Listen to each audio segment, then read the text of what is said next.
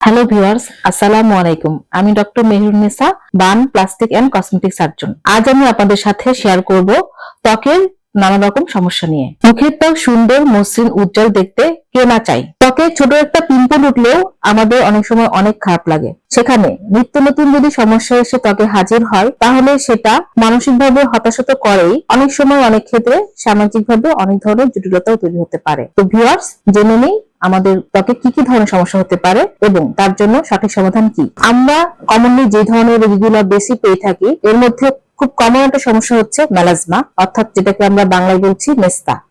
এই ধরনের রোগীরা প্রচুর আসে আমাদের কাছে সমস্যা নিয়ে। সাধারণত মেলাজমা কোন ধরনের রোগীদের বেশি হয়ে থাকে? বয়স সাধারণত 30-এর উপরে গেলে এই ধরনের সমস্যাগুলো মহিলারা বেশি ফেস করে থাকে। সাধারণত গর্ভবতী অবস্থায় অথবা গর্ভবতী পরবর্তী সময়ে মুখে এই ধরনের কালো ছোপ ছোপ দাগ পড়ে যায়, যেটাকে আমরা মেস্তা বলছি। যারা অনেকক্ষণ ধরে সূর্যের আলোতে কাজ করেন বা সূর্যের আলোতে এক্সপোজার হন, তাদের ক্ষেত্রে এই ধরনের সমস্যা হয়ে থাকে। এই ধরনের সমস্যা নিয়ে আমাদের কাছে রোগীরা সাধারণত বেশি এসে থাকেন তার সমাধান নিতে। এছাড়া মুখের আরেকটা সমস্যা হচ্ছে ব্রণ, যেটা কম বেশি অনেকেরই হয়ে থাকে। যাদের সাধারণত অয়েলি স্কিন, তাদের ক্ষেত্রেই ব্রণের সমস্যাটা বেশি হয়ে থাকে। এবং ব্রণ হলে যেটা হয়, মুখে অনেক দাগ পড়ে যায়, অনেক ক্ষেত্রে মুখে অনেক গর্তের সৃষ্টি হয়, যেটা সমাধানের জন্য আমাদের কাছে অনেক সময় রোগীরা আসেন। এছাড়াও আরো কিছু সমস্যা রয়েছে, যেমন মোল বা আঁচিল। অনেকের মুখেই, এমনকি মুখ ছাড়াও শরীরের অনেক অংশেই ছোট বড় কালো তিলের মতো হয়ে থাকে, যেগুলো অনেক ক্ষেত্রে তারা কসমেটিক্যালি রিমুভ করার জন্য আমাদের কাছে আসেন।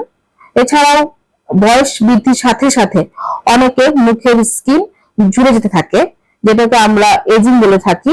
এছাড়াও ছোটবেলায় কেটে যাওয়া কোনো দাগ পরবর্তীতে সেটা স্পষ্টতর হয়ে অনেক সময় আমাদের কাছে সেটা রিমুভ করার জন্য এসে থাকেন। এগুলো ছাড়াও আরো কিছু প্যাথোলজিক্যাল কারণ রয়েছে, যেমন ত্বকের স্কিন ক্যান্সার নামে কিছু সমস্যা রয়েছে, যেমন বেজাল সেল কার্সিনোমা। এছাড়াও আমরা আরেকটা টিউমার বলে থাকি, যেমন চর্বি টিউমার, লাইপোমা বলা হয়ে থাকে। এই ধরনের কিছু ছোটখাটো টিউমারও মুখের স্কিনে হয়ে থাকে। তো ভিউয়ার্স, এতক্ষণ ধরে আমি আপনাদের সাথে যে সমস্যাগুলো নিয়ে আলোচনা করলাম, এগুলোর জন্য সার্জারি এবং সার্জারি ছাড়াও চিকিৎসা সমাধান রয়েছে।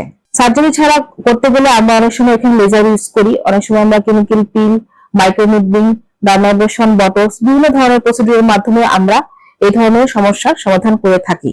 তবে কিছু কিছু ক্ষেত্রে সার্জারি হচ্ছে পার্মানেন্ট সলিউশন, সেটা রোগীর সমস্যার উপর ডিপেন্ড করে করা হয়ে থাকে। এক্ষেত্রে অনেকেই সার্জারির কথা শুনলেই ভয় পেয়ে যান, ভাবেন সার্জারি মনে হয় অনেক বিশাল কিছু একটা। না, এই ধরনের সমস্যার সমাধানে আমরা যে সার্জারিগুলো করে থাকি, সেগুলো খুবই সিম্পল ধরনের সার্জারি। এখানে ভয়ের কোনো কারণই নেই, তার কারণ এই ধরনের সার্জারিগুলোতে রোগীকে হসপিটালে ভর্তি হতে হয় না, রোগীকে সম্পূর্ণভাবে অজ্ঞান করতে হয় না। এমনকি রোগীর ডে কেয়ার সার্জারি হিসেবে এই ধরনের সার্ভিসগুলো পেয়ে তার পরদিন থেকে তার দৈনন্দিন কাজকর্ম খুব স্বাচ্ছন্দ্যভাবে করে যেতে পারেন।